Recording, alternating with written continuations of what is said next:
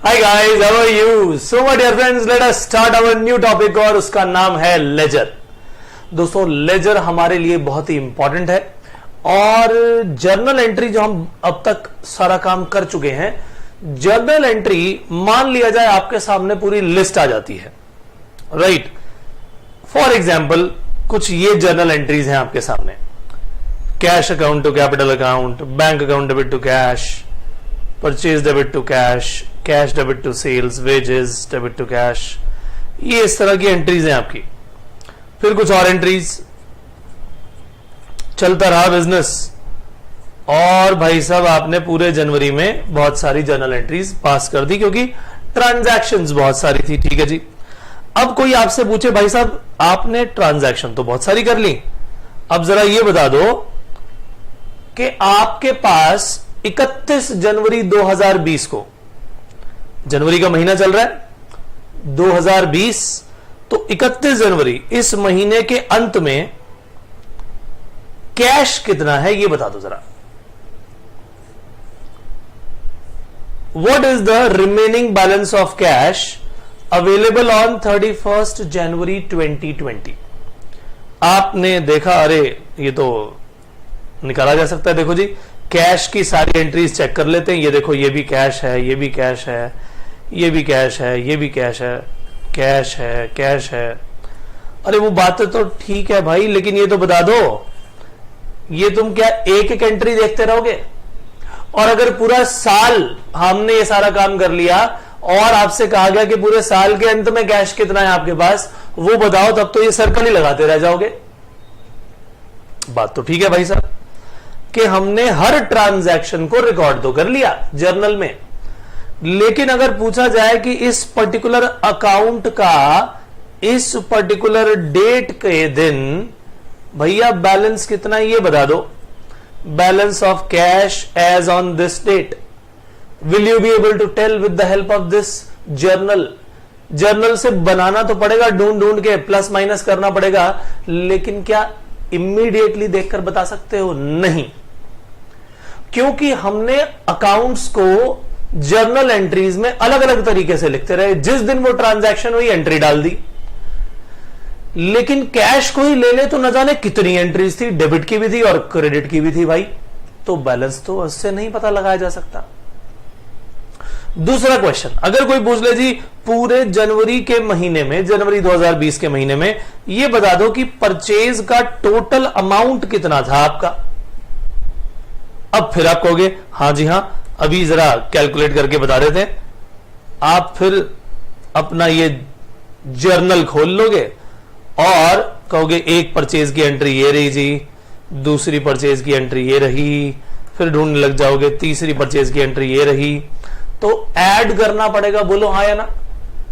लेकिन इमीडिएटली आप नहीं बता पाओगे। द सेम वे सेल्स अगर पूछा जाए उसका टोटल अमाउंट, तो भी यही मुश्किल आएगी। और इसके अलावा और कई अकाउंट, जो भी अकाउंट पूछ लिया जाए, दिक्कत तो यही आने वाली है। इसका मतलब यह हुआ कि हमने जर्नल एंट्रीज को रिकॉर्ड तो कर लिया दिन ब दिन के हिसाब से, क्रोनोलॉजिकल ऑर्डर में, डेट वाइज रिकॉर्डिंग तो हो गई, लेकिन अगर यह पूछा जाए कि एक पर्टिकुलर अकाउंट उसका बैलेंस कितना है इस पर्टिकुलर डे, इस पर्टिकुलर डेट पर, तो बड़ा मुश्किल हो जाएगा। इसीलिए इसका इलाज यह निकाला जाए कि भैया कैश की इतनी सारी एंट्रीज थी, क्यों ना जितनी भी ये कैश के जैसे सर्कल लगाए हुए आपको नजर आ रहे हैं, अगर ये सारी की सारी कैश की जो भी ट्रांजैक्शंस हमें यहां नजर आ रही हैं, अगर इन सबको इकट्ठा एक जगह लिख लिया जाए, डेबिट वाले हिस्से डेबिट में और क्रेडिट वाले क्रेडिट में, याद करो वो T shape account, T shape account हमने बनाए थे, machinery account, furniture account, cash account. वो क्या था? वो एक अकाउंट था जिसमें सारी कैश से जुड़ी ट्रांजैक्शन आ गई। मशीनरी अकाउंट है तो सारी मशीनरी से जुड़ी ट्रांजैक्शन आ गई, फर्नीचर अकाउंट है तो सारी फर्नीचर से जुड़ी हुई ट्रांजैक्शन आ गई, और अंत में हम बैलेंस निकाल पाते थे। आपको याद होगा कि भाई डेबिट साइड ज्यादा है तो क्रेडिट में जो बैलेंस बचा वो डेबिट बैलेंस होगा, या क्रेडिट साइड ज्यादा है तो डेबिट में बैलेंस बचा तो भैया वो क्रेडिट बैलेंस है, क्रेडिट साइड ज्यादा है तो डेबिट साइड के अंदर जो बैलेंस लिखते थे वो क्रेडिट बैलेंस है। तो क्यों ना वैसे अकाउंट बना लिए जाएं, यानी हम सारे के सारे अकाउंट को अब क्लासिफाई करना चाहते हैं। क्लासिफिकेशन कर लिया, मान लो एक पेज कैश अकाउंट को दे दिया, दूसरा पेज मशीनरी अकाउंट को, तीसरा परचेज को, चौथा सेल को। एग्जाम्पल दे रहा हूं, एक पेज डेडिकेटेडली मैंने किसको दे दिया, एक पर्टिकुलर अकाउंट को। तो जरा सोचो, सारी कैश की ट्रांजैक्शन वहां पर नजर आ रही है, मशीनरी में जाना है तो मशीनरी में नजर आ रही है, फर्नीचर की ट्रांजैक्शन फर्नीचर में नजर आ रही है। कितना जल्दी हम उसका बैलेंस देख पाएंगे? बोलो हाँ या ना। तो इसका इलाज यही है कि हम क्या करें, हम करेंगे क्लासिफिकेशन। क्या करेंगे? क्लासिफिकेशन। अकाउंट को आइडेंटिफाई करो कि भैया अकाउंट कौन सा है। मान लिया जाए जी कैश अकाउंट है, फर्नीचर अकाउंट अलग है, मशीनरी अकाउंट अलग है, ठीक है जी, परचेज अकाउंट अलग है, लाइक वही सेल्स अकाउंट अलग। तो इसका एक सेपरेट अकाउंट बन गया जिसमें सिर्फ और सिर्फ कैश की ट्रांजैक्शन है। मान लो ये पेज डेडिकेटेडली सिर्फ कैश की बातें करता है। बड़ा आसान हो गया। तो इस तरह के जो मल्टीपल अकाउंट्स बन जाएंगे, जैसे फर्नीचर का जब अकाउंट बनेगा उसी तरह से मशीनरी का अकाउंट, परचेज का अकाउंट, ये अल्टीमेटली हमारे लिए क्या करेंगे, क्लासिफाई कर देंगे हर एक जर्नल एंट्री को, और बैलेंसेस को देखना आसान हो जाएगा। यही काम होता है दोस्तों लेजर का, इसीलिए इसे प्रिंसिपल बुक कहा जाता है। प्रिंसिपल बुक क्यों? क्योंकि भैया जो फाइनल एंट्री है ना वो इसी में चली जाती है। जर्नल एंट्री से होने के बाद फाइनल एंट्री इसमें लेजर में पहुंच गई, तो इसीलिए इसको प्रिंसिपल बुक भी कहा जाता है या बुक ऑफ फाइनल एंट्री भी कहा जाता है। All entries which are recorded in journal या subsidiary books, they are classified and posted in ledger. Classification कर दिया। All transactions relating to a particular account, जैसे कि मैंने बताया cash account, furniture account, particular account से जुड़ी हुई सारी transaction, all transactions are collected at one place. एक ही प्लेस पर आप उन्हें ले आए और सबको जिस जगह पर लिखा वो है एक लेजर। क्या है बात समझ में आई? तो लेजर अब बनाना कैसे है भाई? उसके लिए हमें सीखनी पड़ेगी लेजर पोस्टिंग, और वो मैं आपको पार्ट्स में सिखाऊंगा स्टेप बाय स्टेप। तो पार्ट 1 आपके सामने हाजिर है दोस्तों। सबसे पहले पार्ट 1 से शुरुआत की जाएगी और बहुत ही सिंपल, सबसे पहले हम टी शेप अकाउंट के हेल्प से लेजर पोस्टिंग को सीखेंगे। पहले T shape account, full pro forma अभी नहीं आएगा, पहले आएगा टी शेप अकाउंट। तो पहले इसको अंडरस्टैंड करते हैं। आइए चलें, एक एक जर्नल एंट्री करके उसकी लेजर पोस्टिंग करेंगे टी शेप अकाउंट में, और आप देखेंगे थोड़ी देर बाद ही आपके लिए बच्चों का खेल हो गया। जी हां, आइए चले स्टार्ट करते हैं sir. Business started with cash ₹2 lakh. अब स्टार्ट किया बिजनेस, तो भैया जर्नल एंट्री क्या होगी? कैश अकाउंट डेबिट कितना रुपए? 2 लाख रुपए टू कैपिटल अकाउंट।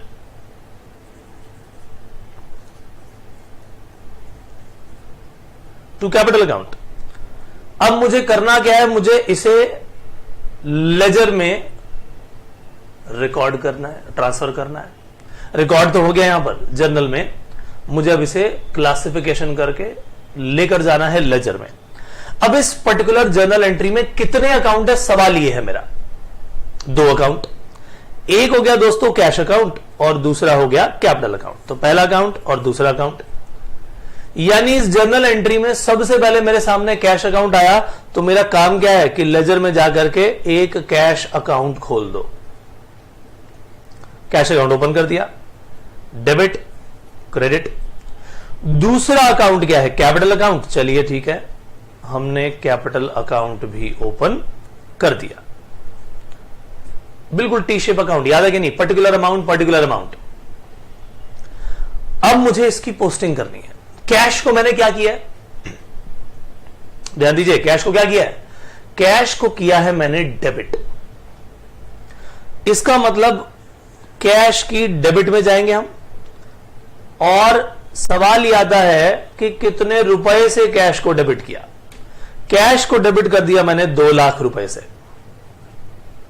लेकिन क्यों किया, वो जो रीजन है वो तो उसकी ऑपोजिट साइड में लिखा है। कैश डेबिट में लिखा है तो भैया दूसरा जो क्रेडिट है वही तो उसका रीजन है कि कैश के डेबिट होने का रीजन क्या है भैया, कैपिटल रीजन है, ठीक है, क्योंकि कैपिटल बढ़ी तो उसे हम लिख देंगे टू कैपिटल अकाउंट। रीजन लिख दिया यहां पर। आपको याद होगा जब मैंने आपको rules of debit and credit करवाए थे उसमें टी शेप अकाउंट में बिल्कुल इसी तरह सिखाया गया था। अब कैपिटल को क्या किया, दूसरा अकाउंट भी तो है, कैपिटल को किया है मैंने क्रेडिट, तो इसका मतलब मैं जाऊंगा कहां, कैपिटल के क्रेडिट में। कैपिटल के क्रेडिट में जाके मैंने लिख दिया, देखो जी कैपिटल कितने से क्रेडिट हुई, 2 लाख रुपए से। कैपिटल के क्रेडिट में जाकर के मैंने 2 लाख रुपए लिख दिए।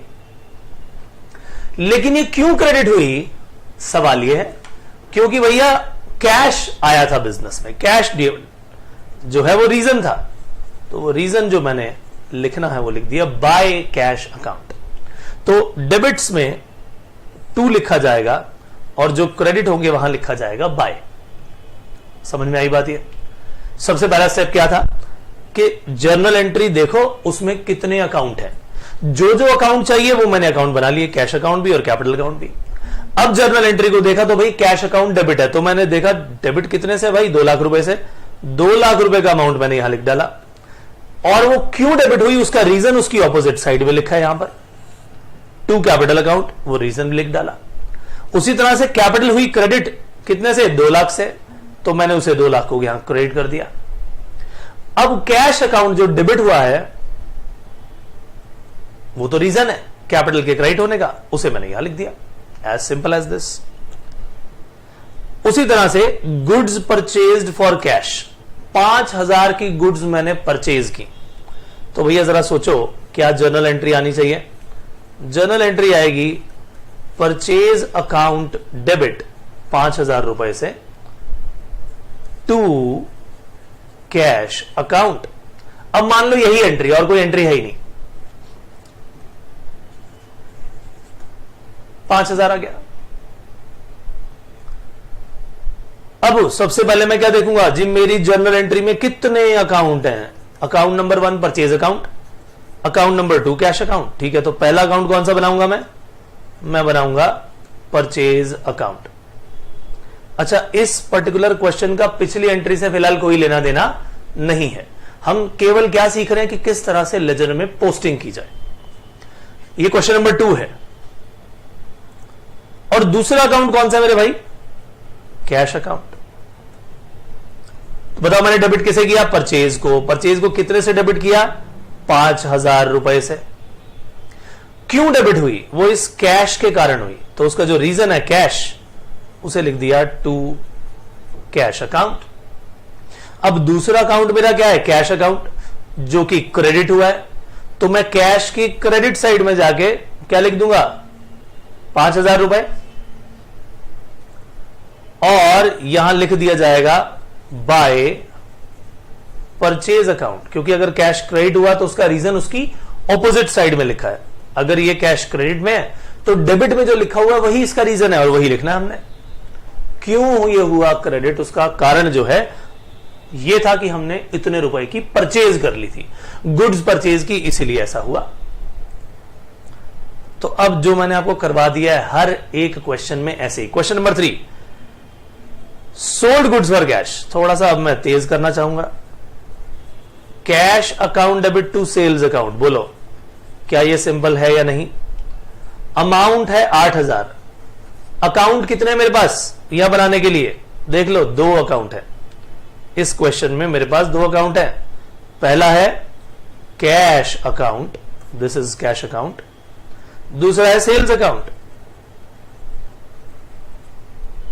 अब कैश को किया डेबिट कितने से, 8,000 से। डेबिट में अमाउंट लिख दिया। क्यों हुआ वो डेबिट, टू सेल्स, तो टू सेल्स अकाउंट। और सेल्स हुई क्रेडिट 8,000 से, तो सेल्स अकाउंट के क्रेडिट में जाकर के मैंने 8,000 लिख दिया। रीजन क्या है, कैश आया है ना भैया, सामान बेचा तो कैश आया, वो रीजन मैंने ऑपोजिट साइड वाला यहां लिख दिया। बहुत ही simple. Wages paid in cash, wages account debit to cash account. अब आप कहोगे जी सर समझ में आ गया, आगे ऐसे क्यों करवाते जा रहे हो, बस देखते जाओ। दो अकाउंट, वेजेस और कैश अकाउंट। अब वेजेस को मैंने क्या किया दोस्तों, डेबिट 500 रुपए से, तो वेजेस की डेबिट साइड में जाकर के 500 रुपए लिख दिया। और रीजन क्या है, wages account debit to cash account. Practice करो दोस्तों, ये छोटी छोटी चीजें हैं, प्रैक्टिस करने की बहुत जरूरत है आपको, राइट। प्रैक्टिस करोगे तभी आएगा ये। अब कैश को कर दिया क्रेडिट, तो मैं कैश के क्रेडिट में जाकर के क्या लिखूंगा, बाय वेजेस अकाउंट। कितने रुपए, 500 रुपए। अब commission received in cash, cash account debit to commission account, 500 रुपए। तो कितने अकाउंट है, कैश और दूसरा कमीशन, तो ये बन गया कैश अकाउंट। दूसरा कौन सा बन गया, कमीशन अकाउंट। कैश को 500 रुपए से मैंने डेबिट किया है, तो कैश की डेबिट साइड में जाकर के मैं लिख दूंगा टू कमीशन अकाउंट। और कमीशन को कर दिया है क्रेडिट, तो कमीशन अकाउंट के क्रेडिट में जाके कितने रुपए से, 500 रुपए से लिख दिया मैंने by cash account. Very simple. उसी तरह से गुड्स परचेज्ड ऑन क्रेडिट, उधार पर खरीदी तो purchase account debit to creditor. बोलो हाँ या ना। कितने अकाउंट है इसमें, दो, परचेज और क्रेडिटर अकाउंट, तो परचेज अकाउंट। दूसरा अकाउंट कौन सा बना, क्रेडिटर अकाउंट। परचेज की है डेबिट, तो मैं परचेज के अब कहां चला जाऊं भैया, डेबिट साइड में चला जाता हूं। डेबिट कितने रुपए से किया है, 10,000 रुपए से किया है। अब उसकी ऑपोजिट साइड में क्या है, purchase account debit to creditor. ये क्यों डेबिट हुआ भाई, क्योंकि हमें उधार पर माल मिला था, उसका रीजन हमने लिखा हुआ है, तो टू क्रेडिटर्स अकाउंट लिख डाला। अब क्रेडिटर के अकाउंट में भी तो एंट्री करनी पड़ेगी, कहां जाएंगे हम, क्रेडिटर को कर दिया मैंने क्रेडिट, तो उसकी क्रेडिट साइड में जाकर के 10,000 रुपए से इसको क्रेडिट किया by purchases account. Very very very simple. अब गुड्स सोल्ड ऑन क्रेडिट की जर्नल एंट्री क्या होती है दोस्तों, debtor account debit to sales account. Journal entry हम सीख चुके हैं अच्छी तरह से। कितने अकाउंट बने इसमें, एक बना डेटर का अकाउंट, दूसरा कौन सा बना दोस्तों, सेल्स का अकाउंट। अब डेटर को कर दिया मैंने डेबिट 20,000 रुपए से, debtor account debit to sales account. और बाय डेटर्स अकाउंट। सेल्स को तो मैंने क्रेडिट किया है दोस्तों, देखो 20,000 से, लेकिन ये क्यों क्रेडिट हुई वो उसकी ऑपोजिट साइड में रीजन लिखा हुआ है डेटर्स के कारण। चलिए, गुड्स परचेज फ्रॉम ओम, 10,000 की गुड्स परचेज की। अब यहां पर देखो उधार पर नहीं लिखा, कैश पर भी नहीं लिखा, तो प्रिज्यूम किया जाएगा कि ओम हमारा क्रेडिटर है, इसीलिए ओम का नाम लिख दिया यहां पर। तो एक अकाउंट है परचेज का, दूसरा है ओम्स अकाउंट। नाम के आगे अगर मैं ना भी लिखूं अकाउंट तो भी चलेगा, खाली ओम लिख देता तो भी चलता। परचेज अकाउंट को मैंने किया डेबिट, कितने रुपए से मेरे भाई, 15,000 से। So purchases account debit to Om. Om's account लिखने की जरूरत नहीं, ऐसे भी चल जाएगा। ओम को किया मैंने क्रेडिट, कितने रुपए से, 15,000 से। और ये क्रेडिट क्यों हुआ, उसका रीजन क्या है, ऑपोजिट साइड में लिखा है which is purchase. So by purchases account. Question number 9, goods sold to Shiva.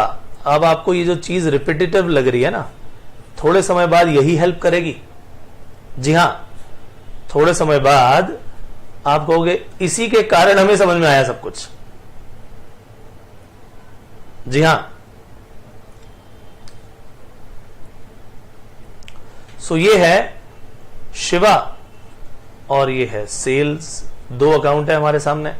Shiva को किया है डेबिट, तो Shiva debit to sales account. Amount कितना? 20,000। सेल्स को किया मैंने क्रेडिट, तो उसके क्रेडिट में जाकर के लिख दिया बाय शिवा। अमाउंट कितना? 20,000।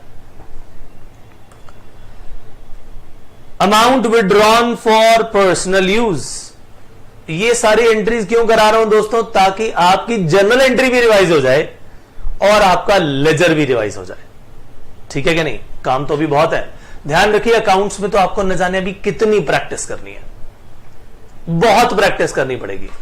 ऐसा मत सोचिएगा कि अरे ये तो लेजर बड़ा आसान है भाई, यहां तो डेबिट लिखो क्रेडिट लिखो काम खत्म। नो, अनलेस और अनटिल आप ज्यादा से ज्यादा लेजर बनाएंगे आपकी उतनी प्रैक्टिस ही नहीं होगी। एग्जाम में प्रॉब्लम क्या आती है लोगों की कि वो प्रोफॉर्मा ही नहीं बना पाते और एक ही क्वेश्चन करने के चक्कर में पूरा का पूरा टाइम निकल जाता है। इसीलिए वो तभी कर पाओगे आप अपने एग्जाम में अगर आपकी लेजर के अकाउंट्स बनाने की स्पीड बहुत तेज होगी, उसकी पोस्टिंग करने की स्पीड बहुत तेज होगी और वो प्रैक्टिस से ही आएगी। So drawings account debit to cash account. दो अकाउंट है मेरे सामने, एक है ड्रॉइंग्स अकाउंट, दूसरा है कैश अकाउंट। ड्रॉइंग्स को किया है डेबिट, तो ड्रॉइंग के डेबिट में जा रहा हूं मैं और उसका रीजन लिख रहा हूं यहां पर टू कैश अकाउंट। कितने रुपए से डेबिट किया था मैंने ड्रॉइंग को? 10,000 रुपए से। अब कैश को मैंने किया क्रेडिट, तो मैं कैश के क्रेडिट में जाके कितने से क्रेडिट किया कैश को मैंने? 10,000 रुपए से। उसका रीजन क्या है? ड्रॉइंग्स, सो बाय ड्रॉइंग्स अकाउंट। ठीक है जी, यहां तक आपका काम हो गया खत्म। अभी तक मैंने क्या किया? अभी तो मैंने टी शेप में आपको पोस्टिंग सिखाई थी, लेकिन अब जब पूरा प्रोफॉर्मा बनेगा लेजर का भाई, तो क्या आएगा? अब जरा ध्यान से देखो, हमने क्या क्या लिखा था? केवल दो चीजें, डेबिट क्रेडिट तो लिखा ही था, साथ में एक हिस्सा था पर्टिकुलर अमाउंट्स का लेफ्ट हैंड साइड, एक था पर्टिकुलर और अमाउंट का हिस्सा क्रेडिट साइड में, which is right hand side. तो अब अगर मैं बात करूं प्रॉपर परफॉर्मा की, तो वो लेजर का प्रॉपर परफॉर्मा क्या होगा? आइए देखें। प्रॉपर परफॉर्मा में एक्चुअली आपकी यहां पर डेट के साथ साथ एलएफ कॉलम भी ऐड हो जाता है। अब ये एलएफ कॉलम इसमें बनाया नहीं हुआ, राइट? एलएफ कॉलम थोड़ी सी जगह कम होने के कारण नहीं बनाया गया, तो मैं फिलहाल तो आपको बना के दिखा रहा हूं, लेकिन आने वाले जितने भी होंगे आप प्रिज्यूम कर लीजिएगा कि एलएफ कॉलम है। लेजर फोलियो कहलाता है। ये क्या कहलाता है? Ledger folio. अब लेजर फोलियो क्या चीज है? ये वो पेज नंबर को शो करता है और ये कनेक्ट करता है कि जर्नल जब आपने बनाया तो उसमें लिखा cash account debit to capital account, वहां पर भी लेजर फोलियो बनता है। वहां पर लिख दिया मान लो 3 नंबर और 5 नंबर, यानी 3 नंबर पेज पे कैश अकाउंट है और 5 नंबर पेज पे कैपिटल अकाउंट है, तो वो पेज नंबर कनेक्ट करा देता है। इसे बोलते हैं लेजर फोलियो। तो फिलहाल के लिए इधर आएगा डेबिट क्रेडिट डेबिट क्रेडिट। कौन से हमारे इसमें बढ़ गए हैं कॉलम्स? एक तो दोस्तों डेट का कॉलम बढ़ गया आपका दोनों तरफ का, पर्टिकुलर्स और अमाउंट, पर्टिकुलर्स और अमाउंट, ये तो पहले भी था।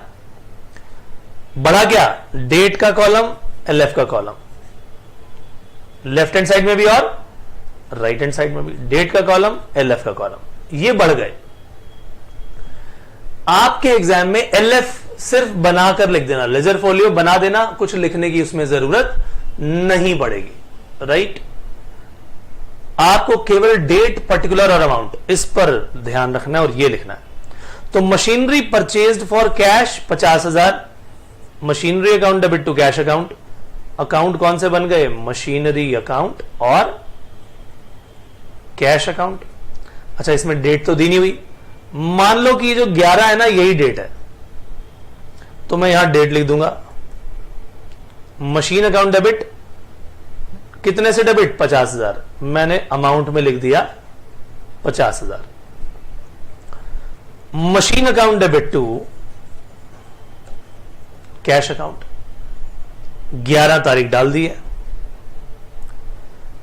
कैश को मैंने किया है क्रेडिट, तो मैं कैश की क्रेडिट साइड में जाकर के लिखूंगा क्या? 50,000 रुपए, क्योंकि कैश को 50,000 से क्रेडिट किया। और किसके कारण से हुआ? डेट डाल दो 11 तारीख। बाय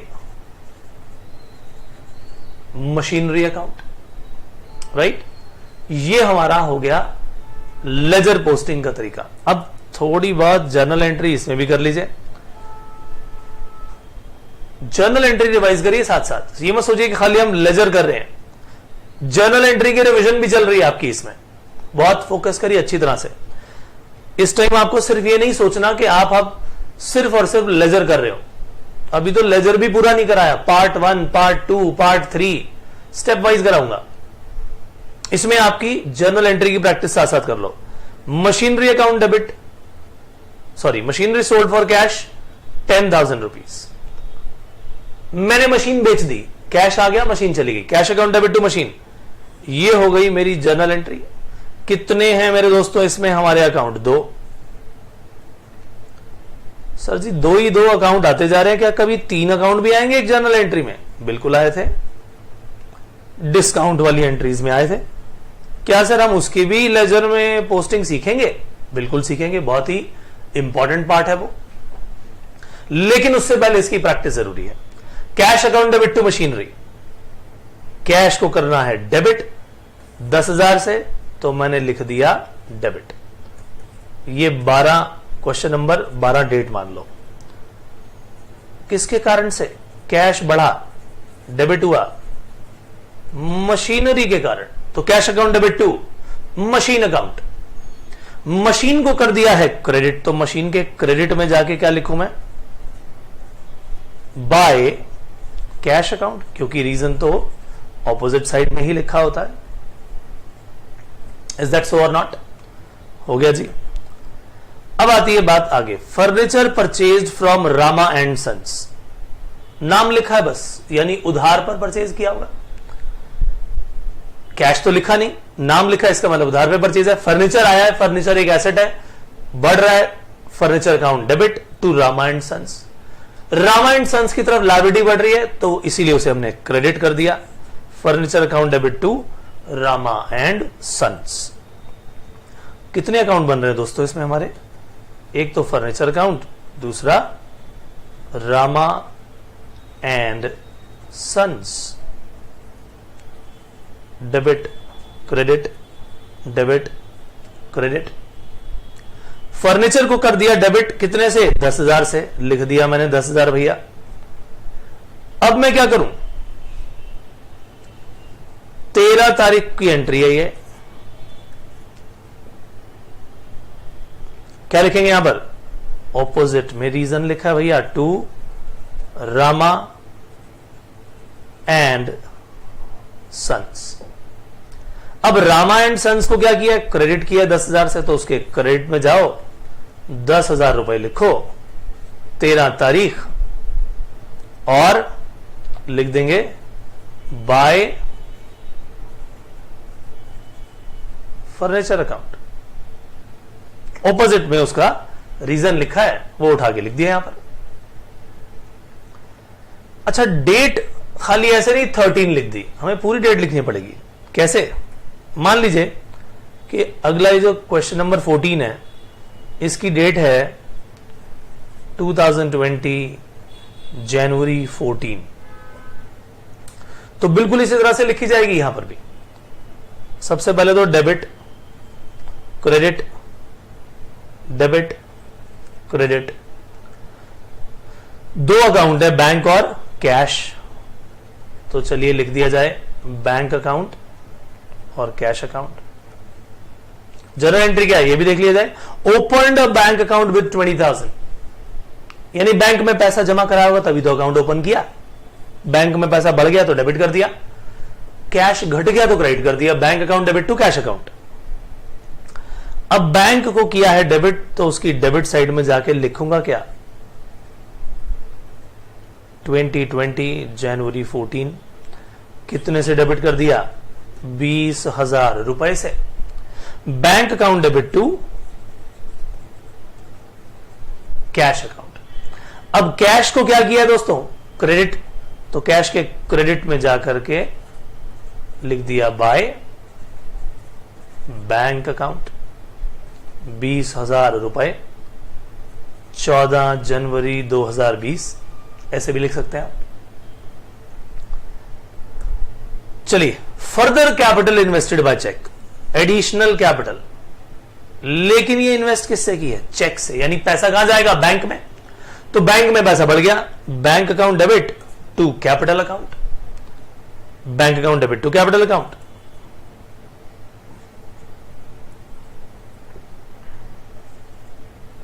ठीक है जी। तो 15 जनवरी 2020 पहला अकाउंट बना बैंक, दूसरा है जी capital. Bank account debit to capital account. 50,000 से बैंक को डेबिट किया दोस्तों टू कैपिटल अकाउंट। कैपिटल यहां क्रेडिट हुई 50,000 रुपए से, क्या लिख देंगे, बाय बैंक अकाउंट। और 15 जनवरी 2020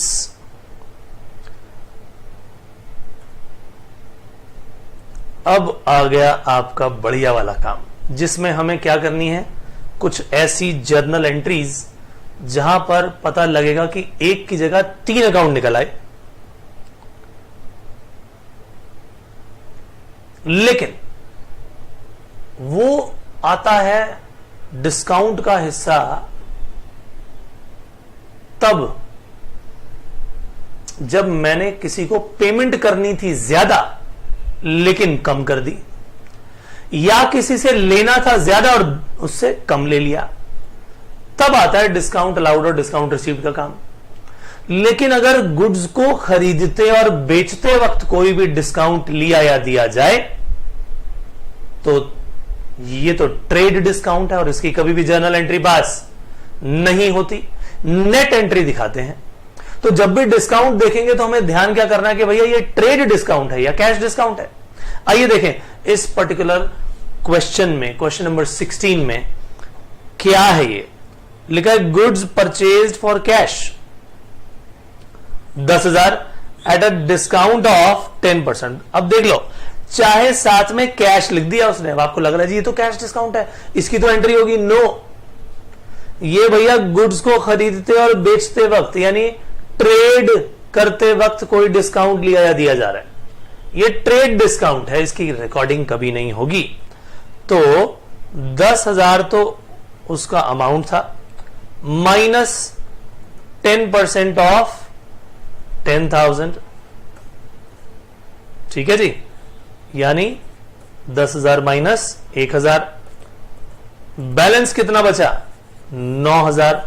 तो जो जर्नल एंट्री पास होगी वो 9,000 से पास होगी। Is that very very clear to you? और ये बड़ी सिंपल सी वही एंट्री होगी, purchase account debit to cash account. Cash purchase ही है ये, लेकिन ये जो ट्रेड डिस्काउंट की कैलकुलेशन थी ये बड़ी इंपॉर्टेंट थी, ध्यान रखना था कि ये तो ट्रेड डिस्काउंट है भाई। 10,000 माइनस 9,000 डायरेक्टली 9,000 का माल लिया, तो जर्नल एंट्री भी केवल 9,000 की ही होनी है, राइट। अब ये कुछ जर्नल एंट्रीज फटाफट से निपटा लेते हैं, उसके बाद हम पहुंचेंगे अपने लेजर पर भी। Goods sold to Ravi for cash 20,000 at a cash discount of 10%। मैं फिर बोल देता हूं ये कैश डिस्काउंट नहीं है, ये ना भी लिखा होता तो भी ये ट्रेड मानते, लिखा है तो भी इसे ट्रेड डिस्काउंट मानेंगे. Why? Because this is being given और received at the time of sale और परचेज. तो भाई क्या करें, ये तो फिर वही कहानी आ गई. 20,000 में से माइनस 10% ऑफ 20,000 किया, यानी 20,000 माइनस 2,000, जो ये 18,000 रुपए का बैलेंस आया, ये है जर्नल एंट्री का अमाउंट. जो ये 2,000 है ये ट्रेड डिस्काउंट है, इसे कभी रिकॉर्ड नहीं किया जाता.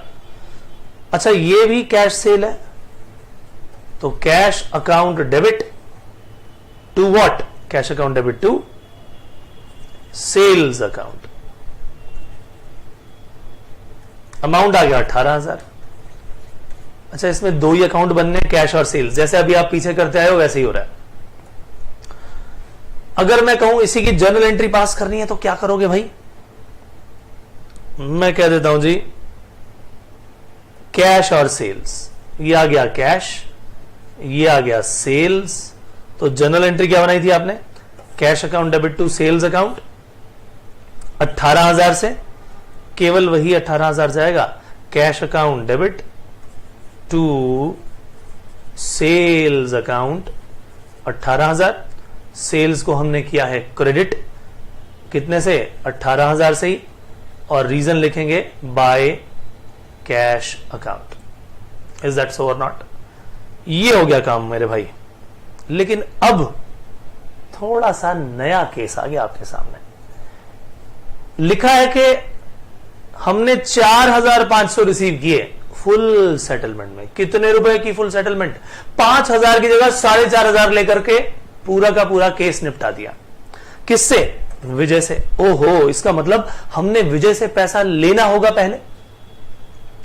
विजय जरूर हमारा डेटर रहा होगा. बोलो हाँ या ना? यस. और हमने उससे जब पैसे की डिमांड की, वो कहता जी पैसे तो दे दूंगा, लेकिन कुछ डिस्काउंट दोगे? हमने कहा भैया अगर तुम आज पेमेंट करते हो तो 500 रुपए छोड़ दिए. बोलो, फुल सेटलमेंट 4,500 में पूरे 5,000 का अकाउंट खत्म. उसके लिए भी फायदे की बात है, उसके लिए भी फायदे की बात है. अब हम कहेंगे ठीक है भैया लाओ, जो देना दे दो. तो हमें मिला कैश. क्या 5,000 मिला? बिल्कुल नहीं. 5,000 की जगह मिला 4,500. तो कैश तो बढ़ गया 4,500. और वो 500 रुपए कहां गए भाई? वो हमने उसे डिस्काउंट अलाउ कर दिया कि जा जी ले अपनी जिंदगी, और अपना खर्चा मान लिया. एक्सपेंस है भाई, हम अपनी मर्जी से कर रहे हैं. आप इसे लॉस नहीं कहेंगे.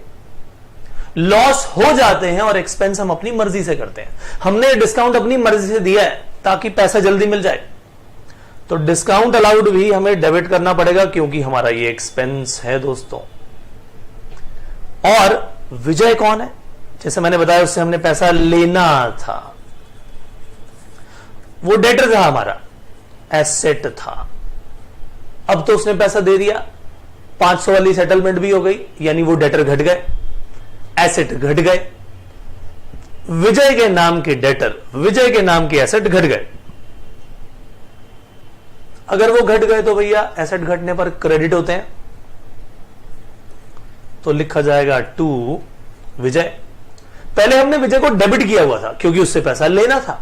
वो डेटर था हमारा, एसेट था हमारा.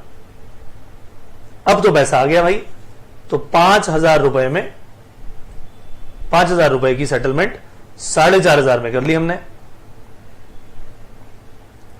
राइट. अब ये 3 अकाउंट निकल के आए. अब इसकी लेजर पोस्टिंग देखनी है दोस्तों, यही हमारा इंपॉर्टेंट काम है यहां पर. 3 अकाउंट कौन कौन से? पहला है कैश अकाउंट, दूसरा है डिस्काउंट अलाउड, तीसरा है विजय का अकाउंट. तो पहले एक एक करके इन्हीं को बनाते हैं. कैश अकाउंट, दूसरा है डिस्काउंट अलाउड अकाउंट, और तीसरा है Vijay. Debit credit, debit credit, debit credit. अब ध्यान से देखिएगा, ये इंपॉर्टेंट है। बस एक बार ये सीख लिया तो फिर तो लेजर की पोस्टिंग का मेजर काम खत्म हो गया, लेवल 1 का काम खत्म। अब कैश हमारा डेबिट हुआ है, कैश हमारा डेबिट हुआ है कितने रुपए से? 4500 से। ठीक है जी, तो कैश की डेबिट में जाएंगे और 4500 लिख देंगे। बोलो हां या ना। कैश कितने से डेबिट हुआ भाई? 4500 से डेबिट कर दिया, और उसके डेबिट होने का जो कारण है वो उसकी ऑपोजिट साइड में लिखा है। कैश डेबिट है, डिस्काउंट भी डेबिट है। इसकी ऑपोजिट साइड क्या है? ऑपोजिट साइड है विजय, क्रेडिट। और विजय में दो चीजें मौजूद हैं, 4500 कैश वाली और 500 रुपए डिस्काउंट वाली अमाउंट। ये दो आइटम्स मौजूद है। तो कैश डेबिट हुआ किसके कारण? विजय के कारण। डिस्काउंट अलाउड भी डेबिट किसके कारण हुआ? विजय के कारण ही तो हुआ है, क्योंकि इन दोनों के ऑपोजिट में ही तो रीजन लिखा हुआ है। कैश हुआ 4500 से डेबिट, हमने 4500 यहां लिख दिया। कारण क्या है? विजय, विजय के कारण हुआ वो। अच्छा, डिस्काउंट अलाउड भी तो डेबिट हुआ 500 रुपए से। अब डिस्काउंट अलाउड के भी डेबिट में जाएंगे हम यहां पर, और कितने से डेबिट हुआ है डिस्काउंट? 500 रुपए से। 500 रुपए लिखा है उसके आगे, और ये भी 500 रुपए से डेबिट हुआ, मगर किसके कारण? ऑपोजिट साइड में लिखा है ना, क्रेडिट में, विजय। तो लिख दिया to Vijay. Very very simple, यही चीज आपने ध्यान रखनी है। अच्छा, बच्चे कोई भी स्टूडेंट जो हो वो गलतियां कहां करते हैं? इसमें गलती होने के चांस कहां है? अमाउंट जो होता है ना, आपको ये ध्यान देना होता है कि अगर कैश डेबिट 4500 से हुआ है तो मुझे यहां 4500 ही लिखना है। उसी तरह से अगर ये डिस्काउंट अलाउड 500 से डेबिट हुआ है भाई, तो मुझे यहां 500 ही लिखना है। ऑपोजिट वाला रीजन लिख दिया मैंने उठा के। अब आती है बात अगले पॉइंट की, जहां पर मैंने विजय को क्रेडिट किया है। कितने रुपए से? 5000 रुपए से। लेकिन उस 5000 में दो रीजन है। Reason number 1 cash, reason number 2 discount allowed. तो उसे भी मैं विजय के अकाउंट में दो हिस्सों में ही लिखूंगा। भैया विजय क्रेडिट हुआ, जाहिर सी बात है क्रेडिट हुआ, टोटल 5000 से क्रेडिट हुआ, ठीक हुआ जी। लेकिन उसमें दो हिस्से थे। 4500 हुआ किसके कारण? अब कारण लिख रहे हैं, उसका कारण क्या है? ऑपोजिट में। विजय के क्रेडिट होने का कारण उसकी ऑपोजिट साइड यानी डेबिट में लिखा हुआ है, कैश और डिस्काउंट। तो विजय क्रेडिट हुआ कैश के कारण कितने रुपए से? 4500 रुपए से। और 500 रुपए से वो क्रेडिट हुआ किसके कारण? बाय डिस्काउंट अलाउड के कारण। ये दोस्तों अगर आपने अच्छी तरह पढ़ लिया तो फिर गलती होने के चांसेस हो गए लगभग खत्म। जो तरीका मैंने आपको बताया इसको फॉलो करिए, कभी गलती नहीं होगी, राइट। अब जैसे वो पैसा हमने रिसीव किया था बिल्कुल उसी तरह से अब हम पेमेंट करने जा रहे हैं दोस्तों।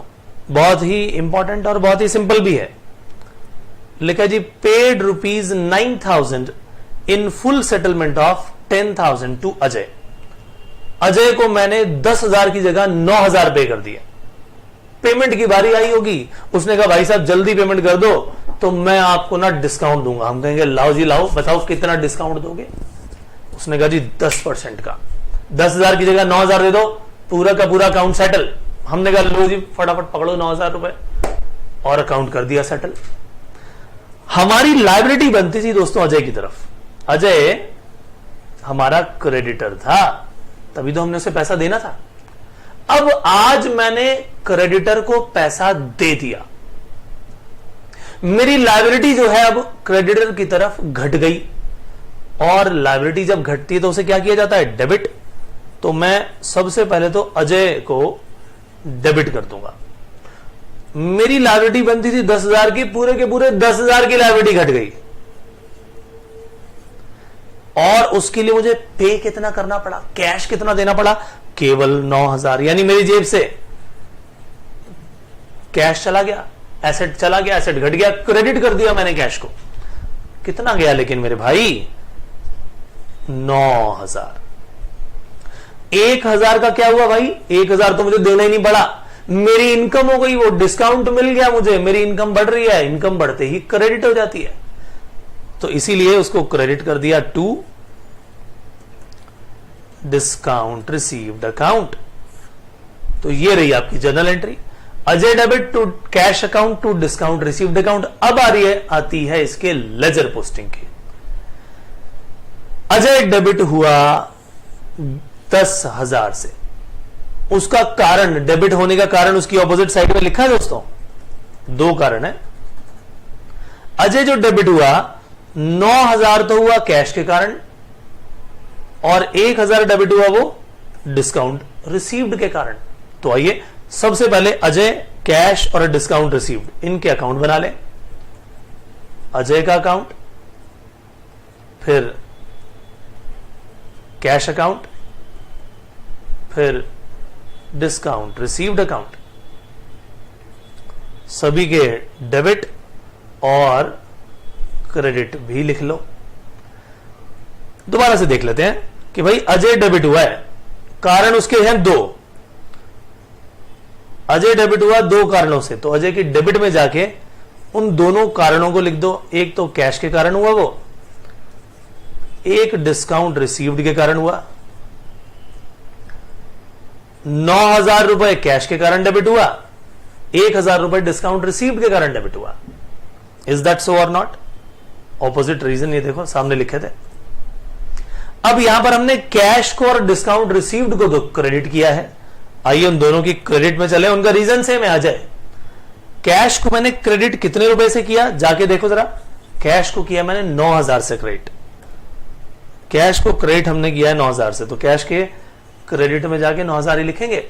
और उसका कारण क्या है? Ajay, by Ajay. Discount received 1,000 से क्रेडिट हुआ था, उसका कारण क्या है दोस्तों? Ajay. As simple as this, हो गई आपकी लेजर पोस्टिंग, हो गया काम खत्म। Is that so easy or not? Yes. तो आपने यहां तक वाह बिल्कुल सारा का सारा काम सीख लिया कि लेजर बनाते क्यों हैं, क्लासिफिकेशन करते हैं, फिर किस तरह से उसकी पोस्टिंग होती है। हमने जर्नल एंट्रीज भी बीच में दोबारा से रिवाइज भी कर ली, और हमने दो तरीके की पोस्टिंग सीख ली कि अगर तो सिंपल एंट्री है तो, और अगर कंपाउंड एंट्री है या कंबाइंड एंट्री है तब कैसे होगी। तो जो एंट्री जिसमें एक से दो से ज्यादा अकाउंट नजर आए, डेबिट में एक और क्रेडिट में एक तो होता ही है सिंपल में, अगर उससे ज्यादा अकाउंट हो जाए तो ये एंट्रीज कहलाती हैं कंपाउंड एंट्रीज, या कहते हैं इन्हें कंबाइंड एंट्रीज। और हमने सिंपल और कंपाउंड दोनों एंट्रीज का लेजर पोस्टिंग का तरीका सीख लिया यहां तक। इज दैट सिंपल और नॉट? तो अब और कौन कौन सी कंपाउंड एंट्रीज आपके सामने आ सकती हैं, आइए देखें। एक जनरल एंट्री में लिख दिया जी, paid ₹2,000 for salary and 10,000 for rent in cash. ये एक ही जर्नल एंट्री है दोस्तों, तो आप इसे कैसे लिखेंगे? सैलरी अकाउंट डेबिट कितने से? 2,000। फिर रेंट अकाउंट डेबिट, खर्चा है ये भी डेबिट होगा, 10,000 रुपए। टू गया क्या मेरे भाई? Cash account 12,000। As simple as this, very very simple. So salary account debit, rent account debit to cash account. अब हमारे पास सैलरी अकाउंट, और कौन सा बनाना है? रेंट अकाउंट, और बनाना है कैश अकाउंट। ये 3 अकाउंट दोस्तों हमें बनाने हैं। इज दैट सो और नॉट? सैलरी भी डेबिट हुआ, कितने से? 2,000 से। रेंट भी डेबिट हुआ, कितने से? 10,000 से। ये दोनों ही डेबिट हुए, और इसका कारण क्या लिखा है? ऑपोजिट साइड में। कारण क्या लिखा है? ऑपोजिट साइड में। तो ठीक है, सैलरी डेबिट हुई 2,000 से, रीजन क्या है? Cash account. लिख दिया कैश अकाउंट। रेंट भी डेबिट हुआ कितने से? 10,000 से। रीजन क्या है? Cash account. और कैश अकाउंट क्रेडिट हुआ है दोस्तों, इसका रीजन कहां लिखा है? ऑपोजिट साइड में 2 रीजन लिखे हैं, सैलरी और रेंट। यानी इस 12,000 में 12,000 के इस कैश में 2 हिस्से हैं, 10,000 प्लस 2,000। तो कैश के जब मैं क्रेडिट में जाऊंगा तो मुझे वो दोनों बातें लिखनी पड़ेंगी। 2,000 रुपए के अमाउंट था सैलरी के कारण, 10,000 का क्रेडिट हुआ किसके कारण? रेंट अकाउंट के कारण। बोलो हाँ या ना? तो मैंने कैश के क्रेडिट में जाकर के दोनों रीजन लिख डाले, दोनों के अलग अलग अमाउंट्स हैं, वो अलग अलग अमाउंट्स भी लिख डाले। तो मेरे भाई ये काम भी यहां होता है फिनिश। अब सवाल ये आता है कि अगर अभी तो आपके पास एक एक आ रही थी, एक क्वेश्चन में एक एंट्री, एक क्वेश्चन में एक एंट्री, अगर एक से ज्यादा आ जाएंगी भैया तो क्या करोगे? क्या बार बार अकाउंट बनाने पड़ेंगे? अरे भैया एक बार कैश अकाउंट अगर बन गया तो उसी में सारी कैश की एंट्रीज आनी है, एक बार मशीनरी अकाउंट बन गया तो सारी एंट्री उसी में आनी है। और अब हम वो पॉइंट सीखने वाले हैं। अभी तक हमने क्या सीखा है? केवल कि किस तरीके से पोस्टिंग चल रही है, सिंगल या सिंपल जर्नल एंट्री की और दूसरा कंपाउंड की, ये काम हमने सीख लिया।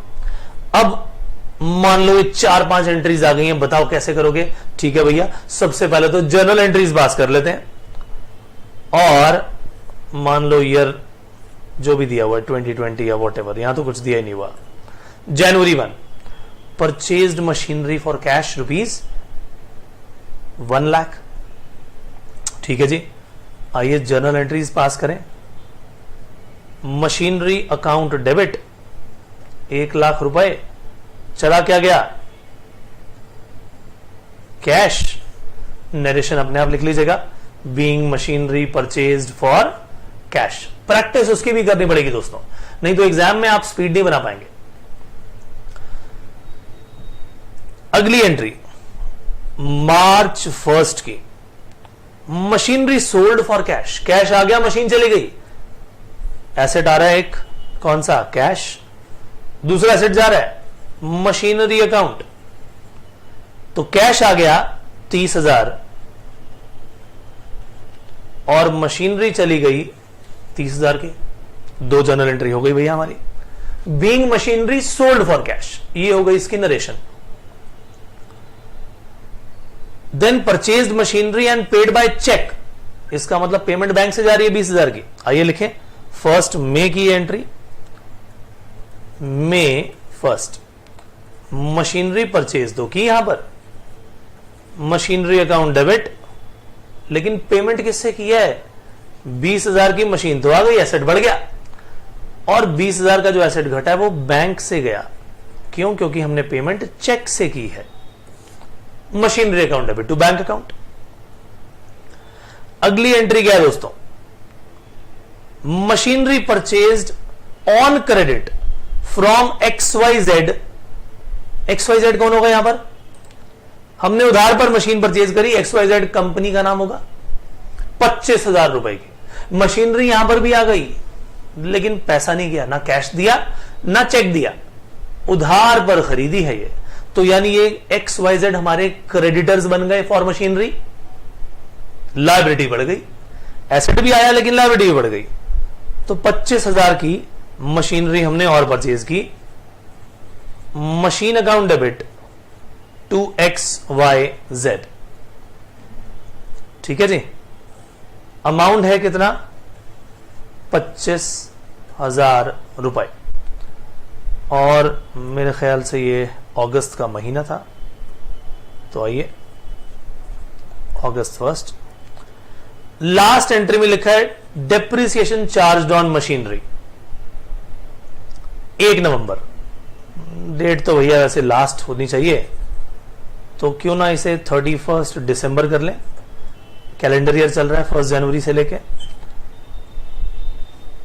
लास्ट डे पर डेप्रिसिएशन डालेंगे। ठीक है, और उसके बाद एक और भी एंट्री होती है P&L की, बट फिलहाल मैं उसकी बात नहीं करूंगा। वो हम बाद में सीखेंगे। फिलहाल तो खाली डेप्रिसिएशन अगर चार्ज किया तो उसकी एंट्री क्या होगी, मशीन पर लगा है दोस्तों ये डेप्रिसिएशन, मशीन की वैल्यू को घटा दिया इसने और डेप्रिसिएशन तो लॉस है, लॉसेस को कर देंगे डेबिट। 31 दिसंबर लिख दिया मैंने, डेप्रिसिएशन अकाउंट डेबिट, क्योंकि ये लॉस है इसलिए डेबिट हुआ। इसने मशीन की वैल्यू को घटा दिया, एसेट की वैल्यू घट गई इसीलिए उसे कर दिया क्रेडिट। अमाउंट कितना है, 10,000 रुपए। अब मेरे भाई हमारे लिए बहुत जरूरी हो जाता है कि हम अब इन सभी को एक लेजर में लेकर के जाएं। अच्छा, अब आप ये जरा ध्यान से देखो, एक तो बनना है मशीन अकाउंट, दूसरा बनना है कैश अकाउंट। दूसरी एंट्री में भी कैश और मशीन ही है, ये अकाउंट तो हम बना चुके होंगे। फिर मशीन अकाउंट बना हुआ है ऑलरेडी, बैंक अकाउंट, यस, तीसरा अकाउंट बनाना पड़ेगा बैंक अकाउंट। फिर मशीन अकाउंट तो ऑलरेडी बना ही हुआ है, XYZ का एक और बनाना पड़ेगा। फिर डेप्रिसिएशन एक और बनाना पड़ेगा, मशीन का तो ऑलरेडी बना हुआ है। यानी जो यूनिक नेम्स होंगे, एक बार अकाउंट बन गया तो बस दोबारा दोबारा नहीं बनना। तो इसका मतलब अब मुझे अगर लेजर बनाना है तो मुझे क्या चाहिए, सबसे पहले एक तो चाहिए दोस्तों मशीनरी अकाउंट, दूसरा मुझे चाहिए कैश अकाउंट, तीसरा चाहिए मुझे बैंक अकाउंट, चौथा चाहिए XYZ अकाउंट और फिर था एक डेप्रिसिएशन का अकाउंट। डेबिट क्रेडिट ये लिखना मत भूलिएगा, इसके मार्क्स कट जाते हैं, नहीं लिखोगे तो कट जाएंगे मार्क्स।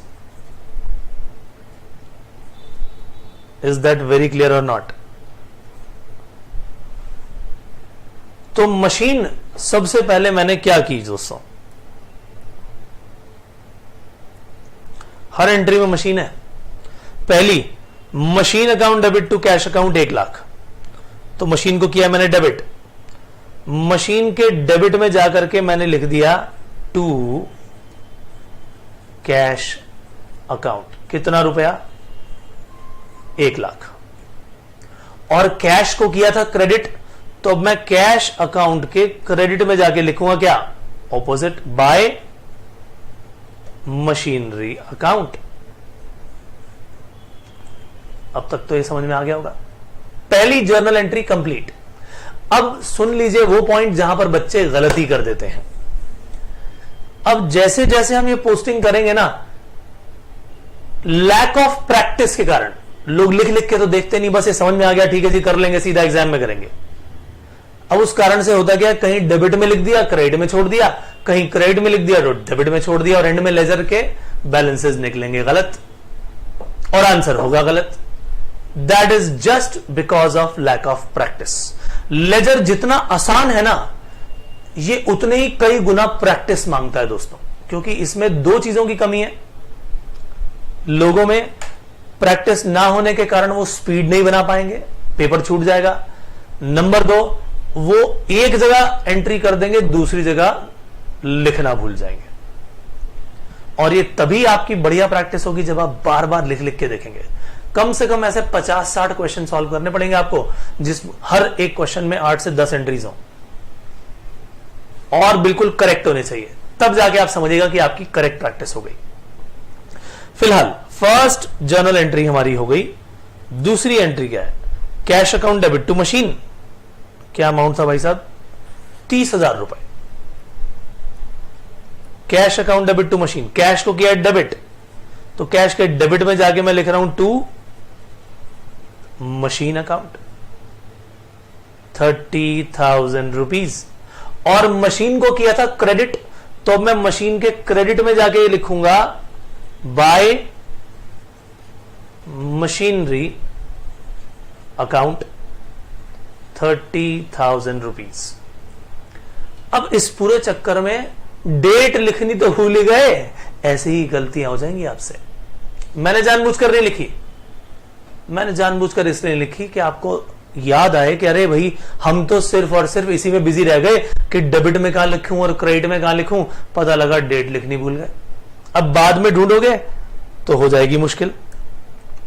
सो याद रखना पड़ेगा जनवरी 1 एंड मार्च 1। सो ये है 1 जनवरी, ये भी थी 1 जनवरी, ये है 1 मार्च, 1 मार्च।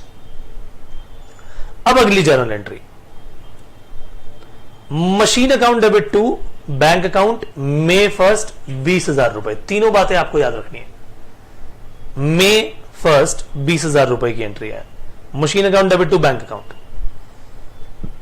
याद ना हो तो दोबारा देख लीजिएगा, गलती मत करिएगा। मशीन को डेबिट किया, मशीन खरीदी है भाई 1 मई को, टू बैंक अकाउंट 20,000 रुपए, और बैंक को कर दिया है क्रेडिट। तो बैंक के क्रेडिट में जाकर के रीजन क्या लिखूंगा, बाय मशीनरी अकाउंट 20,000 रुपए 1 मई। हो गया काम यहां तक, कोई एंट्री छूटी नहीं। अगली है machine account debit to XYZ। Account तो हमने XYZ का ही बना लिया था। अच्छा, ये जरूरी नहीं होता कि आप पहले ही सारे अकाउंट बना लें, एक एक कंट्री जैसे आती रहे वैसे वैसे अकाउंट बनाते रहिए, क्योंकि इसमें कम थे ना, इसीलिए मैंने आपको समझाने के लिए एक एक करके फिलहाल पहले ही बना दिए। सो अब जर्नल एंट्री क्या है, machine account debit to XYZ। अगस्त 1 की एंट्री है 25,000 की। तो 1 अगस्त के दिन 1 अगस्त टू XYZ उधार पे परचेज की है ये 25,000 रुपए की मशीन। अब XYZ में भी तो एंट्री करनी पड़ेगी मेरे भाई, वो भी तो हमारा क्रेडिटर है। लायबिलिटी बढ़ गई यानी क्रेडिट साइड में लिखा जाएगा, लायबिलिटी बढ़ती है तो क्रेडिट में आती है। ये हमारा कौन है, क्रेडिटर फॉर मशीनरी। तो इसके तो इंक्रीज होगा तो क्रेडिट होगा, और ये बढ़ गया 25,000 से लायबिलिटी बढ़ गई। क्यों बढ़ी, रीजन मशीन परचेज की थी जी। कब परचेज की थी, 1 अगस्त को। चलिए आगे। अब बची एंट्री हमारी 31 दिसंबर की, depreciation account debit to machine 10,000। अब पहले किसको डेबिट किया हुआ है मेरे भाई, डेप्रिसिएशन को। तो चलो डेप्रिसिएशन अकाउंट में जो पहले डेबिट किया हुआ एंट्री पहले वहां होगी। क्या बात कही मैंने, अगर डेप्रिसिएशन को डेबिट किया तो पहले जाओ और डेप्रिसिएशन अकाउंट में एंट्री करो, फिर क्रेडिट में जाना है। तो डेप्रिसिएशन को डेबिट किया है तो डेबिट में जाकर के टू मशीनरी अकाउंट, अमाउंट कितना 10,000 रुपए 31/12। Depreciation account debit to machine था, इसका मतलब मुझे मशीन अकाउंट में जाना है, मशीन को क्रेडिट किया हुआ है, उसके क्रेडिट में जाकर के डेट लिखेंगे पहले, अमाउंट 10,000 है। किसके कारण ये कम हुई machine, by depreciation account. My dear friends, अगर आपने इस पर्टिकुलर पोर्शन को अच्छी तरह सीख लिया, जैसे जैसे मैंने स्टेप्स लिए आपने वैसे वैसे कर लिए, आपकी गलती नहीं होगी। जी हां, मैं दावे के साथ बोलता हूं कि आपने अगर इन पूरे के पूरे प्रोसेसेस को फॉलो किया, आपकी गलती नहीं होगी। सो अब इसी तरह से फर्स्ट पार्ट का तो हमारा यहां पर काम खत्म हो जाता है। इस पूरे के पूरे इस लेक्चर में हमने क्या लेजर होता है, क्यों उसकी जरूरत होती है, हमने टी शेप अकाउंट के बेसिस पर, फिर प्रोफॉर्मा के बेसिस पर सीखा, पोस्टिंग सीखी। उस पोस्टिंग में भी हमने सबसे पहले सिंपल एंट्रीज फिर कंपाउंड एंट्रीज कर ली। उनको करने के बाद हमने एक कलेक्टिव क्वेश्चन किया जिसमें ज्यादा एंट्रीज थी, और ध्यान रखना था कि यूनिक अकाउंट ही बनाने थे हमने। ठीक है, बार बार दो बार उन अकाउंट को बनाने की जरूरत नहीं है। एक अकाउंट मशीन बन गया, सारी एंट्री उसी में जाएंगी। फिर जो पहले डेबिट में लिखा है पहले वही जाना है, machine account debit to cash, तो पहले जाके मशीन में एंट्री करो, फिर कैश में। डेट्स नहीं भूलनी, अमाउंट्स नहीं भूलने, गलती नहीं होनी चाहिए किसी भी तरह की। एक अकाउंट में कर दिया दूसरे में नहीं किया, यह गलती नहीं होनी चाहिए। डेबिट क्रेडिट लिखना ही पड़ेगा, अमाउंट करेक्टली लिखने हैं। ये सारी की सारी सावधानियां दोस्तों आपको बरतनी पड़ेंगी। हमारा लेजर का जो पहला पार्ट था ना, पहला पड़ाव यहां पर होता है खत्म। अगले सेशन में बातें तो लेजर की ही होंगी, लेकिन लेजर अभी पूरी तरह खत्म नहीं हुआ, अभी इसकी बैलेंसिंग बाकी है, राइट। और भी बहुत सारी बातें बाकी हैं, वो करेंगे दोस्तों हम अपने अगले सेशन में। तब तक के लिए कीजिए थोड़ा सा इंतजार, और इसकी प्रैक्टिस करनी बेहद जरूरी है दोस्तों। हम मिलेंगे अगले सेशन में, तब तक के लिए बाय बाय।